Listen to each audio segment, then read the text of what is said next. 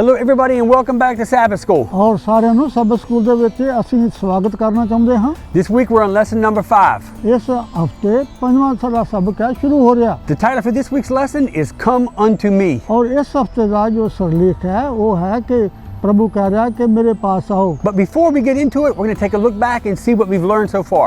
और इस हफ्ते शुरू ਕਰਨ ਤੋਂ ਪਹਿਲਾਂ ਦੇਖਾਂਗੇ ਕਿ ਅਜੇ ਤੱਕ ਅਸੀਂ ਇਸ ਦਾ ਜੋ ਕੁਝ ਵੀ ਸਬਕ ਸਿੱਖਿਆ ਉਹਦੇ ਵਿੱਚ ਅਸੀਂ ਕੀ ਸਿੱਖ ਰਹੇ ਹਾਂ। Okay, so lessons 1 through 3 had one primary theme. और ਇੱਕ ਸਬਕ ਤੋਂ ਲੈ ਕੇ ਤੀਸਰੇ ਸਬਕ ਵਿੱਚ ਦੇਖਿਆ ਕਿ ਉਹਦੇ ਵਿੱਚ ਕੀ ਕੁਝ ਸਿੱਖਿਆ ਸੀ। And that one theme, that one thought is that living in this world is going to wear you out. और ਇੱਕ ਸਬਕ ਤੋਂ ਲੈ ਕੇ ਤੀਸਰੇ ਸਬਕ ਵਿੱਚ ਅਸੀਂ ਸਿੱਖਿਆ ਹੈ ਕਿ ਇਹਦੇ ਵਿੱਚ ਅਸੀਂ ਬਿਲਕੁਲ ਹੀ ਦੁਨੀਆ ਉੱਤੇ ਰਹਿ ਕੇ ਥੱਕ ਗਏ ਹਾਂ। Physically and emotionally. और ਸਰੀਰਕ ਤੌਰ ਉੱਤੇ और ਦੁਨੀਆ ਦੀਆਂ ਖਾਸ਼ਾਂ ਦੇ ਵਿੱਚ ਫਸੇ ਹੋਏ। And then on top of all of the things that wear us out that we have no control of, we make it worse. और ਇਹਨਾਂ ਤਿੰਨਾਂ ਹਫ਼ਤਿਆਂ ਦੇ ਵਿੱਚ ਦੇਖਦੇ ਹਾਂ ਕਿ ਇਹਨਾਂ ਦੁਨੀਆ ਦੇ ਵਿੱਚ ਰਹਿ ਕੇ ਅਸੀਂ ਆਪਣੇ ਆਪ ਤੇ ਕੰਟਰੋਲ ਨਹੀਂ ਕਰ ਸਕਦੇ। We make choices, decisions every day that just make life more stressful. और ਇਹਨਾਂ ਤਿੰਨਾਂ ਹਫ਼ਤਿਆਂ ਦੇ ਵਿੱਚ ਸਿੱਖਿਆ ਕਿ ਜੋ ਕੁਝ ਵੀ ਅਸੀਂ ਫੈਸਲਾ ਕਰਦੇ ਹਾਂ ਉਹਦੇ ਵਿੱਚ ਅਸੀਂ ਸਾਡੇ ਉੱਤੇ ਕੋਈ ਕੰਟਰੋਲ ਨਹੀਂ ਰਹਿ ਜਾਂਦਾ। Primarily it's often because of the selfish attitudes that we all have. ਔਰ ਇਹਦਾ ਜੜ ਇਹ ਹੈ ਕਿ ਸਾਡੀ ਖੁਦਗਰਜ਼ੀ ਹੁੰਦੀ ਹੈ। When you're selfish, you want what you want when you want it. ਔਰ ਇਹ ਖੁਦਗਰਜ਼ੀ ਦਾ ਕਾਰਨ ਹੈ ਕਿ ਜੋ ਕੁਝ ਵੀ ਤੁਸੀਂ ਚਾਹੁੰਦੇ ਹੋ ਉਹ ਆਪਣੇ ਬਾਰੇ ਸੋਚਦੇ ਹੋ। And you want it how you want it. ਔਰ ਇਹਦੇ ਚ ਹੈ ਕਿ ਤੁਹਾਡਾ ਚਾਹੁੰਦੇ ਹੋ ਕਿ ਜੋ ਕੁਝ ਵੀ ਆ ਤੁਸੀਂ ਆਪ ਹੀ ਹਾਸਲ ਕਰ ਲਓ।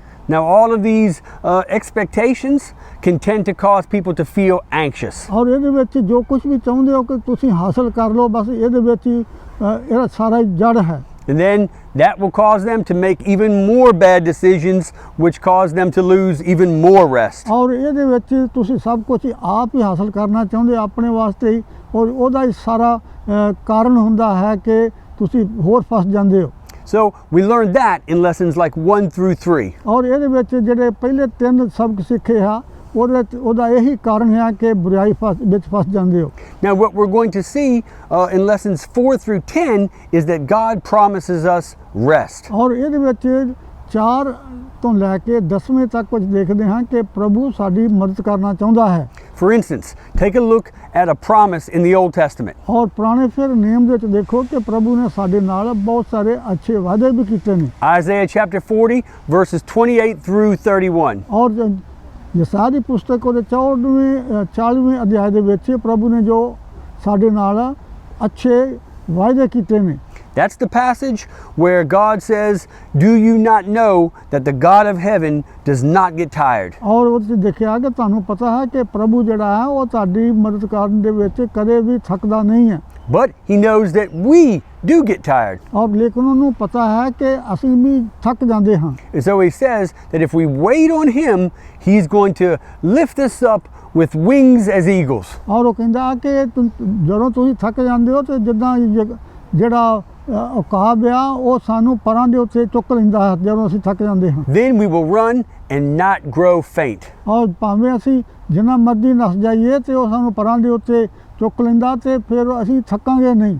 Well, this week on lesson number 5, we're going to take a look at a promise very similar to that in the New Testament. ਔਰ ਬਿਲਕੁਲ ਇਸੇ ਤਰੀਕੇ ਨਾਲ ਹੀ ਜਿਹੜੇ ਉਹਨੇ ਪੁਰਾਣੇ ਨਿਯਮ ਦੇ ਵਿੱਚ ਜਿਹੜੇ ਸਾਡੇ ਨਾਲ ਵਾਅਦੇ ਕੀਤੇ ਨੇ ਨਵੇਂ ਨਿਯਮ ਦੇ ਵਿੱਚ ਵੀ ਇਸੇ ਤਰੀਕੇ ਨਾਲ ਸਾਡੇ ਨਾਲੋਂ ਪ੍ਰੋਮਿਸ ਜਾਂ ਵਾਅਦੇ ਕਰਦਾ ਹੈ। So this week we're going to take a look at this promise from Jesus inch by inch, piece by piece. ਔਰ ਫਿਰ ਨਵੇਂ ਨਿਯਮ ਦੇ ਵਿੱਚ ਵੀ ਦੇਖਦੇ ਹਾਂ ਕਿ ਪ੍ਰਭੂ ਯਿਸੂ ਮਸੀਹ ਨੇ ਜਨਮ ਲੈ ਕੇ ਸਾਡੇ ਨਾਲ ਉਸੇ ਤਰੀਕੇ ਨਾਲ ਵਾਅਦੇ ਕੀਤੇ ਨੇ। Okay, so the first part of this invitation from Jesus, he says, "Come unto me." ਔਰ ਫਿਰ ਨਵੇਂ ਨਿਯਮ ਦੇ ਵਿੱਚ ਜਿਹੜਾ ਪਹਿਲਾ ਪ੍ਰਭੂ ਯਿਸੂ ਮਸੀਹ ਨੇ ਵਾਅਦਾ ਕੀਤਾ ਉਸਨੇ ਕਿਹਾ ਕਿ ਆਓ ਮੇਰੇ ਪਾਸ ਆਓ। And he says, "And I will give you rest." ਔਰ ਫਿਰ ਉਹਨਾਂ ਕਿਹਾ ਕਿ ਫਿਰ ਮੇਰੇ ਪਾਸ ਆਓ ਤੇ ਤੁਹਾਨੂੰ ਮੈਂ ਆਰਾਮ ਦਿਆਂਗਾ। So let's start with this expression, "Come unto me." ਔਰ ਇਹਦਾ ਜਿਹੜਾ ਉਹਨਾਂ ਨੇ ਵਾਅਦਾ ਕੀਤਾ ਇਹਦਾ ਅਸੀਂ ਜਿਹੜਾ ਮਤਲਬ ਹੈ ਉਹ ਤੋਂ ਅਸੀਂ ਸਿੱਖੀਏ। Yeah, what the lesson wants to bring out is basically two things. ਇਹਦੇ ਵਿੱਚ ਅਸੀਂ ਦੋ ਗੱਲਾਂ ਜਿਹੜੀਆਂ ਸਿੱਖ ਸਕਦੇ ਹਾਂ। The first thing is that it's very interesting that Jesus says, "Come unto me." ਔਰ ਜਿਹੜੀ ਗੱਲ ਸਿੱਖਣ ਵਾਲੀ ਆ ਉਹ ਕਹਿੰਦੇ ਨੇ ਕਿ ਆਓ ਮੇਰੇ ਪਾਸ ਆਓ, Jesus knows we need rest, ਕਿਉਂਕਿ ਪ੍ਰਭੂ ਯਿਸੂ ਮਸੀਹ ਜਾਣਦੇ ਨੇ ਕਿ ਸਾਨੂੰ ਆਰਾਮ ਦੀ ਜ਼ਰੂਰਤ ਹੈ। but he does not say, "Go get a massage." ਔਰ ਉਹ ਇਹ ਨਹੀਂ ਕਹਿੰਦਾ ਕਿ ਜਾਓ ਕਿ ਦੂਸਰੇ ਕੋਲ ਜਾ ਕੇ ਤੇ ਮਾਲਿਸ਼ ਕਰਾ ਲਓ, He doesn't say, "Dad, go take a nap." ਔਰ ਉਹ ਇਹ ਨਹੀਂ ਕਹਿੰਦਾ ਜਾਓ ਥੋੜਾ ਜਿਹਾ ਆਰਾਮ ਕਰੋ। He doesn't even say, "Go find any religion because they're all the same," right? ਉਹ ਇਹ ਨਹੀਂ ਕਹਿੰਦਾ ਕਿ ਜਿਹੜੇ ਦੂਜੇ ਬੰਨੇ ਜਾ ਕੇ ਤੁਸੀਂ ਆਰਾਮ ਕਰੋ, ਕੁਝ ਹੋਰ ਪਾਸੇ ਚਲੇ ਜਾਓ। But even more importantly, Dad, Jesus doesn't say, "Come unto my Father." ਔਰ ਉਹ ਇਹ ਵੀ ਨਹੀਂ ਕਹਿੰਦਾ ਕਿ ਜਾਓ ਮੇਰੇ ਪਿਤਾ ਦੇ ਕੋਲ ਚਲੇ ਜਾਓ। No, no, no. Jesus says specifically, "Come unto me."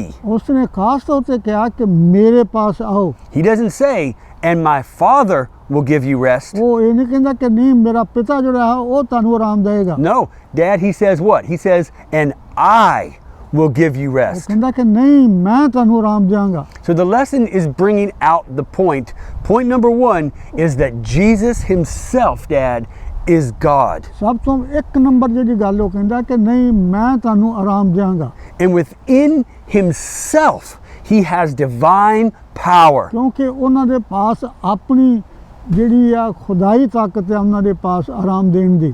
So we don't need to go anywhere but to Jesus directly. ਉਹਨਾਂ ਸਾਨੂੰ ਕਿਸੇ ਹੋਰ ਪਾਸੇ ਜਾਣ ਦੀ ਜ਼ਰੂਰਤ ਨਹੀਂ ਆ, ਸਿੱਧੇ ਪ੍ਰਭੂ ਯਿਸੂ ਮਸੀਹ ਦੇ ਪਾਸ ਜਾਣ ਦੀ ਜ਼ਰੂਰਤ ਹੈ। So in the second part of the lesson, Jesus says, "After you come unto me and I will give you rest," he says, "Take my yoke." ਔਰ ਫਿਰ ਕਹਿੰਦੇ ਨੇ ਕਿ ਜਦੋਂ ਤੁਸੀਂ ਮੇਰੇ ਪਾਸ ਆਓਗੇ ਤੇ ਮੈਂ ਤੁਹਾਨੂੰ ਇੱਕ ਜੂੜਾ ਦਿਆਂਗਾ। So if you don't know, a yoke is it's like a farming instrument. It's like a farming tool. ਜੂੜਾ ਜਿਹੜਾ ਹੈ ਕਿ ਖੇਤ ਵਿੱਚ ਕੰਮ ਆਉਣ ਵਾਲਾ ਜੂੜਾ ਹੈ, ਇੱਕ ਜੰਤਰ ਹੈ। Yeah, in the old days, it was made of wood. I don't know what they're made of now, but before it was wood. ਔਰ ਪੁਰਾਣੇ ਜ਼ਮਾਨੇ ਦੇ ਵਿੱਚ ਇੱਕ ਲੱਕੜੀ ਦਾ ਜੰਤਰ ਹੁੰਦਾ ਸੀ। And it looks kind of like the McDonald's sign. It goes like this. ਇੱਕ ਪੁਰਾਣੇ ਜ਼ਮਾਨੇ ਦਾ ਇੱਕ ਜੂੜਾ ਇੱਕ ਜੰਤਰ ਹੁੰਦਾ ਸੀ। Yeah, like a big M. ਇੱਕ ਜਿੱਦਾਂ ਐਮ ਹੁੰਦਾ ਅੰਗਰੇਜ਼ੀ ਦਾ ਹੁੰਦਾ ਉਦਾਂ ਦਾ ਬਣਿਆ ਹੁੰਦਾ ਸੀ।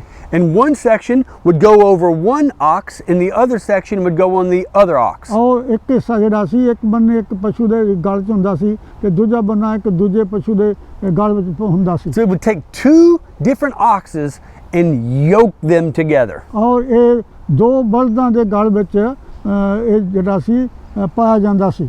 So the lesson is bringing out this one point, and that is that a yoke is made for work. ਔਰ ਇਹਦਾ ਅਰਥ ਇਹ ਸੀ ਕਿ ਜਿਹੜਾ ਜੂੜਾ ਹੁੰਦਾ ਸੀ ਉਹ ਦੋ ਬਲਦਾਂ ਦੇ ਵਿੱਚ ਪਾਇਆ ਜਾਂਦਾ ਸੀ ਕਿ ਦੋਨਾਂ ਕੋਲੋਂ ਕੰਮ ਲਿਆ ਜਾਏ। Yeah, it's a symbol of service. ਔਰ ਇਹਦਾ ਇਹ ਅੰਦਾਜ਼ ਇਹ ਸੀ ਕਿ ਜੂੜਾ ਜਿਹੜਾ ਸੀ ਦੋ ਕੋਲੋਂ ਕੰਮ ਲਿਆ ਜਾਂਦਾ ਸੀ। Another thing about a yoke is it limits the movement of whatever or whoever is inside the yoke. ਇਹਦਾ ਅਰਥ ਇਹ ਸੀ ਕਿ ਉਸ ਜੂੜੇ ਦੇ ਵਿੱਚ ਜਿਹੜੇ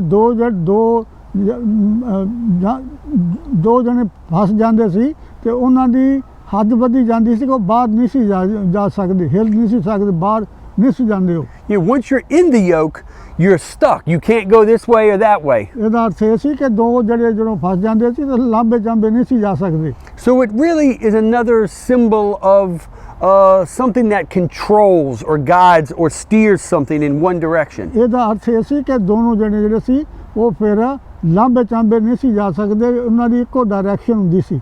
So when Christ says for us to take his yoke, he's reminding us that we are to work with him. ਉਹਦਾ ਮਤਲਬ ਇਹ ਸੀ ਕਿ ਪ੍ਰਭੂ ਯਿਸੂ ਮਸੀਹ ਜਦੋਂ ਕਹਿੰਦੇ ਨੇ ਕਿ ਮੇਰੇ ਜੂੜੇ 'ਚ ਜਦੋਂ ਆਉਂਦੇ ਫਿਰ ਤੁਸੀਂ ਲਾਂਬੇ ਚਾਂਬੇ ਭੱਜ ਨਹੀਂ ਸੀ ਸਕਦੇ, ਉਹ ਤੁਸੀਂ ਇਕੱਠੇ ਰਹਿ ਸਕਦੇ ਸੀ। And we are to allow him to guide and control us. ਇਹਦਾ ਅਰਥ ਇਹ ਸੀ ਕਿ ਪ੍ਰਭੂ ਯਿਸੂ ਮਸੀਹ ਕਹਿੰਦੇ ਸੀ ਕਿ ਜਦੋਂ ਤੁਸੀਂ ਮੇਰੇ ਨਾਲ ਮਿਲ ਕੇ ਜਾਓਗੇ ਤੇ ਫਿਰ ਤੁਸੀਂ ਦੁਨੀਆਦਾਰੀ ਦੇ ਵਿੱਚ ਤੋਂ ਬਚੇ ਰਹੋਗੇ। And again, another interesting point is that he doesn't say my father's yoke. ਉਹ ਇਹ ਨਹੀਂ ਕਹਿੰਦੇ ਕਿ ਮੇਰੇ ਪਿਤਾ ਦਾ ਜੂੜਾ ਜਿਹੜਾ ਉਹਦੇ ਨਾਲ ਚੱਲੋਗੇ। He says, take upon you my yoke. ਉਹ ਕਹਿੰਦੇ ਨੇ ਕਿ ਮੇਰੇ ਜੂੜੇ ਦੇ ਵਿੱਚ ਆਓ।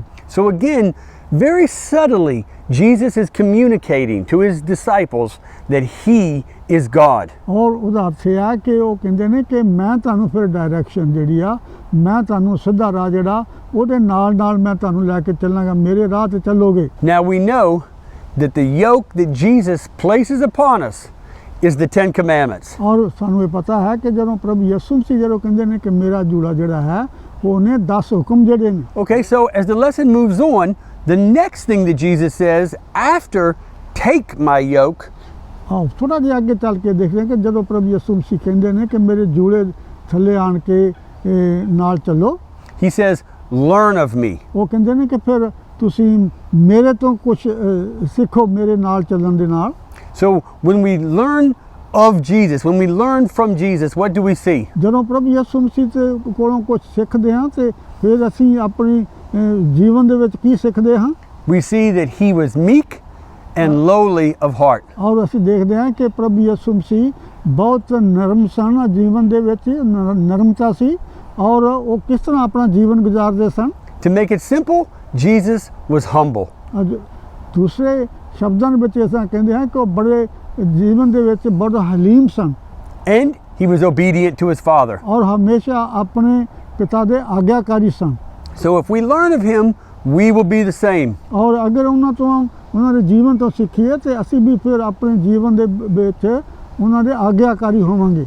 Read in the book of Galatians about the fruit of the Spirit. ਔਰ ਤੁਸੀਂ ਗਲਤੀਆਂ ਦੀ ਇੱਕ ਪੁਸਤਕ ਹੈ, ਉਹਦੇ ਵਿੱਚ ਦੇਖੋ ਕਿ ਜਦੋਂ ਅਸੀਂ ਹਲੀਮ ਹੋਵਾਂਗੇ ਤੇ ਸਾਡੇ ਜੀਵਨ ਦੇ ਵਿੱਚ ਕਿਸ ਤਰ੍ਹਾਂ ਦੇ ਫਲ ਹੋਣਗੇ। Yeah, see, in this passage in Galatians, Paul describes the way a Christian would act. ਔਰ ਗਲਤੀਆਂ ਦੇ ਵਿੱਚ ਪੌਲੁਸ ਰਸੂਲ ਲਿਖਦਾ ਹੈ ਕਿ ਸਾਡੇ ਜੀਵਨ ਦੇ ਵਿੱਚ ਕਿਸ ਤਰ੍ਹਾਂ ਦੇ ਸਾਡੇ ਜੀਵਨ ਦੇ ਵਿੱਚ ਜਿੱਦਾਂ ਕਿ ਦਰਖਤ ਦੇ ਫਲ ਹੁੰਦੇ ਨੇ ਉਦਾਂ ਦੇ ਸਾਡੇ ਜੀਵਨ ਦੇ ਵਿੱਚ ਕਿੱਦਾਂ ਦੇ ਫਲ ਪੈਦਾ ਹੋਣਗੇ। And really, Dad, it's not even about how much or how we would act. ਔਰ ਇਹਦਾ ਅਰਥ ਹੈ ਕਿ ਸਾਡੇ ਜੀਵਨ ਜਿਹੜਾ ਉਹ ਕਿਸ ਤਰ੍ਹਾਂ ਦਾ ਹੋਏਗਾ। It's really a description of who we are and how our attitude and the way we treat people would be. ਔਰ ਇਸ ਦਾ ਅਰਥ ਇਹ ਹੈ ਕਿ ਅਸੀਂ ਫਿਰ ਦੂਸਰਿਆਂ ਦੇ ਨਾਲ ਸਾਡਾ ਵਰਤਾਰਾ ਜਿਹੜਾ ਉਹ ਕਿਸ ਤਰ੍ਹਾਂ ਹੋਏਗਾ। We'll be loving. ਅਸੀਂ ਫਿਰ ਦੂਸਰਿਆਂ ਦੇ ਨਾਲ ਮੁਹੱਬਤ ਕਿਸ ਤਰ੍ਹਾਂ ਕਰਾਂਗੇ ਦੂਸਰਿਆਂ ਨਾਲ। And kind. ਔਰ ਫਿਰ ਮਿਹਰਬਾਨੀ ਨਾਲ। And humble. ਔਰ ਫਿਰ ਹਲੀਮ ਹੋਵਾਂਗੇ। And patient. ਔਰ ਸਬਰ ਦੇ ਨਾਲ ਵਰਤਾਓ ਕਰਾਂਗੇ। All of these things are what we would learn or what we will learn when we learn of Jesus. ਔਰ ਜਦੋਂ ਪ੍ਰਭੂ ਯਿਸੂ ਮਸੀਹ ਦੇ ਪਾਸ ਆਵਾਂਗੇ ਤੇ तमाम ਗੱਲਾਂ ਜਿਹੜੀਆਂ ਉਹਨਾਂ ਤੋਂ ਅਸੀਂ ਸਿੱਖਾਂਗੇ। But remember, it is the fruit of the Spirit, not the fruits. ਔਰ ਫਿਰ ਅਸੀਂ ਜੋ ਪਾਕ ਰੂਹ ਦੇ ਪਵਿੱਤਰ ਆਤਮਾ ਦੇ ਜਿਹੜੇ ਫਲ ਨੇ ਉਹ ਬਦੋਬਰੀ ਸਾਡੇ ਜੀਵਨ ਵਿੱਚ ਆਉਣਗੇ। See, if it was fruits, plural, you might be 1 or 2, but not 3 or 4. ਔਰ ਇਹ ਫਿਰ ਜਿਸ ਤਰ੍ਹਾਂ ਦੇ ਨੇ ਬਹੁਤ ਸਾਰੇ ਫਲ ਨਿਕਲਣਗੇ, ਸਿਰਫ ਇੱਕ ਦੋ ਫਲ ਹੀ ਨਹੀਂ ਨਿਕਲਣਗੇ। But when the Spirit of God, when we learn of Jesus, when all of these things happen, we're all of those things. ਔਰ ਫਿਰ ਜਿਸ ਤਰ੍ਹਾਂ ਕਿ ਜਿਹੜੇ ਪਵਿੱਤਰ ਆਤਮਾ ਦੇ ਫਲ ਨੇ ਇੱਕ ਦੋ ਦਿਨ ਨਹੀਂ, ਉਹ ਜਿਹੜਾ ਦਰਖਤ ਦੇ ਨਾਲ ਜਿਹੜਾ ਜਿੱਦਾਂ ਫਲ ਨਿਕਲਦੇ ਨੇ ਭਰਿਆ ਹੁੰਦਾ ਹੋ, ਇਸ ਤਰ੍ਹਾਂ ਜੀਵਨ ਦੇ ਵਿੱਚ ਫਲ ਜਿਹੜੇ ਨੇ ਉਹ ਪੈਦਾ ਸ਼ੁਰੂ ਹੋ ਜਾਣਗੇ। Yeah, so let's learn of Jesus. ਔਰ ਇਸ ਕਰਕੇ तमाम ਪ੍ਰਭੂ ਯਿਸੂ ਮਸੀਹ ਦੇ ਜੀਵਨ ਦੇ ਵਿੱਚ ਸਾਡਾ ਜਿਹੜਾ ਰੰਗ ਆ ਉਹ ਭਰਪੂਰ ਹੋ ਜਾਏਗਾ। Now, in history, oftentimes a yoke or the symbol of a yoke could be a bad thing.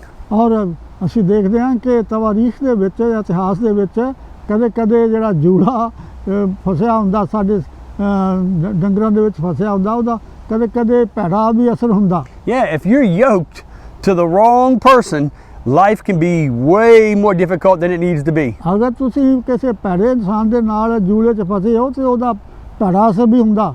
But Christ says, my yoke is easy. ਲੇਕਿਨ ਪ੍ਰਭੂ ਯਿਸੂ ਮਸੀਹ ਕਹਿੰਦੇ ਕਿ ਜਿਹੜਾ ਮੇਰੇ ਨਾਲ ਜੂੜੇ 'ਚ ਫਸਿਆ ਹੋਇਆ ਉਹ ਤਾਂ ਬੜਾ ਜੂੜਾ ਆਸਾਨ ਹੋ ਜਾਏਗਾ। Well, how could that be? ਉਹ ਕਿੱਦਾਂ ਹੋ ਸਕਦਾ ਹੈ?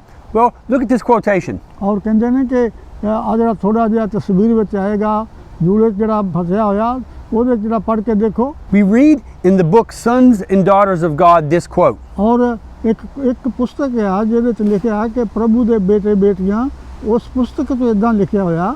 It says that Christ's yoke is easy because he's in there with us. ਔਰ ਕੀ ਲਿਖਿਆ ਕਿ ਜੋ ਪ੍ਰਭੂ ਯਿਸੂ ਮਸੀਹ ਦਾ ਜੂੜਾ ਜਿਹੜਾ ਉਹ ਤਾਂ ਬੜਾ ਆਸਾਨ ਹੈ ਕਿਉਂਕਿ ਪ੍ਰਭੂ ਯਿਸੂ ਮਸੀਹ ਸਾਡੇ ਨਾਲ ਹੈ। And He's pulling all of the weight. ਔਰ ਕਿਉਂਕਿ ਉਸ ਜੂੜੇ ਦੇ ਵਿੱਚ ਜਦੋਂ ਪ੍ਰਭੂ ਯਿਸੂ ਮਸੀਹ ਦੇ ਨਾਲ ਅਸੀਂ ਜੁੜੇ ਹੋਏ ਹਾਂ ਤੇ ਉਹ ਸਾਰੇ ਦਾ ਸਾਰਾ ਭਾਰ ਪ੍ਰਭੂ ਯਿਸੂ ਮਸੀਹ ਚੁੱਕੀ ਫਿਰਦਾ। Look at how the lesson describes it. ਔਰ ਉਹਦੇ ਵਿੱਚ ਜਿਹੜਾ ਸਬਕ ਆ ਉਹ ਕਿਸ ਤਰੀਕੇ ਨਾਲ ਬਿਆਨ ਹੋਇਆ। Yeah, Christ says in the lesson, it points out that his burden is light. ਉੱਥੇ ਲਿਖਿਆ ਹੈ ਕਿ ਫਿਰ ਪ੍ਰਭੂ ਯਿਸੂ ਮਸੀਹ ਜਦੋਂ ਭਾਰ ਚੁੱਕੀ ਜਾਂਦੇ ਨੇ ਸਾਡਾ ਤਾਂ ਸਾਡਾ ਭਾਰ ਬਹੁਤ ਹੀ ਸੌਖਾ ਹੋ ਜਾਂਦਾ। Because it says that when two animals or two individuals are together yoked, one is always stronger than the other. ਕਿਉਂਕਿ ਜਦੋਂ ਦੋ ਜਿਹੜੇ ਨੇ ਜੂੜੇ 'ਚ ਫਸੇ ਹੁੰਦੇ ਆ ਤੇ ਉਹਨਾਂ ਵਿੱਚੋਂ ਇੱਕ ਹਮੇਸ਼ਾ ਹੀ ਜਿਹੜਾ ਉਹ ਤਗੜਾ ਹੁੰਦਾ। Yeah, and usually one horse or one ox pulls more than the other. ਕਿਉਂਕਿ ਇੱਕ ਜੂੜੇ ਦੇ ਵਿੱਚ ਜਦੋਂ ਘੋੜਾ ਹੁੰਦਾ ਤੇ ਇੱਕ ਛੋਟਾ ਦੂਜਾ ਹੌਲਾ ਹੁੰਦਾ ਤੇ ਉਹ ਜਿਹੜਾ ਤਗੜਾ ਹੁੰਦਾ ਉਹ ਭਾਰ ਚੁੱਕੀ ਜਾਂਦਾ।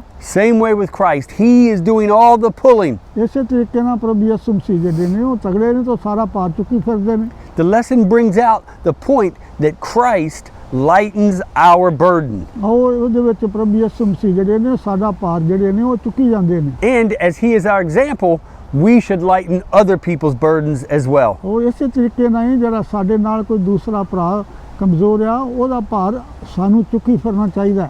When you meet people that are going through tough times and they're struggling, let's help them. ਔਰ ਇਸ ਕਰਕੇ ਜਿਹੜੇ ਸਾਡੇ ਨਾਲ ਕੋਈ ਦੂਸਰਾ ਭੈਣ ਭਰਾ ਕਮਜ਼ੋਰ ਆ ਉਹਦਾ ਭਾਰ ਸਾਨੂੰ ਚੁੱਕਣਾ ਚਾਹੀਦਾ।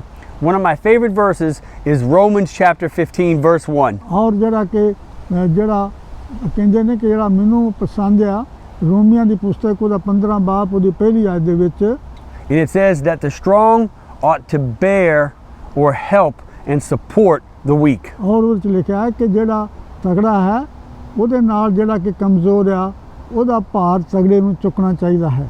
Look at this quotation in closing. ਔਰ ਅੰਤ ਦੇ ਵਿੱਚ ਆ ਜਿਹੜਾ ਵਾਕ ਲਿਖਿਆ ਹੋਇਆ ਉਹਦੇ ਉੱਤੇ ਗੌਰ ਕਰੋ। It says to wear the yoke of Christ means to enter into service and work with him. ਔਰ ਲਿਖਿਆ ਹੈ ਕਿ ਪ੍ਰਭੂ ਯਿਸੂ ਮਸੀਹ ਦਾ ਜੂੜਾ ਜਿਹੜਾ ਉਹ ਚੁੱਕਣ ਦਾ ਮਤਲਬ ਆ ਕਿ ਆਪਣੀ ਉਮਰ ਭਰ ਦੇ ਵਿੱਚ ਕਮਜ਼ੋਰ ਦੀ ਮਦਦ ਕਰਨਾ ਹੈ। And that work is the work of toiling and suffering for lost humanity. ਉਸ ਦਾ ਅਰਥ ਇਹ ਹੈ ਕਿ ਪ੍ਰਭੂ ਯਿਸੂ ਮਸੀਹ ਦੇ ਜੂੜੇ ਨੂੰ ਚੁੱਕਣਾ ਹੈ ਉਮਰ ਭਰ ਦੇ ਵਿੱਚ ਕਮਜ਼ੋਰ ਤੇ ਬਿਲਕੁਲ ਥੱਲੇ ਡਿੱਗੇ ਹੋਏ ਨੂੰ ਚੁੱਕ ਕੇ ਤੁਰੀ ਫਿਰਨਾ ਹੈ। So that brings us to the end of this week's lesson. ਹੁਣ ਅੰਤ ਹੋਇਆ ਹੈ ਅੱਜ ਦੇ ਸਬਕ ਦਾ। My dad and I were so glad you were here, and we look forward to seeing you again next week for lesson number 6. ਔਰ ਅਸੀਂ ਬਹੁਤ ਹੀ ਪ੍ਰਸੰਨ ਹਾਂ ਤੁਹਾਡੇ ਨਾਲ ਅੱਜ ਦੇ ਸਬਕ ਦੇ ਵਿੱਚ।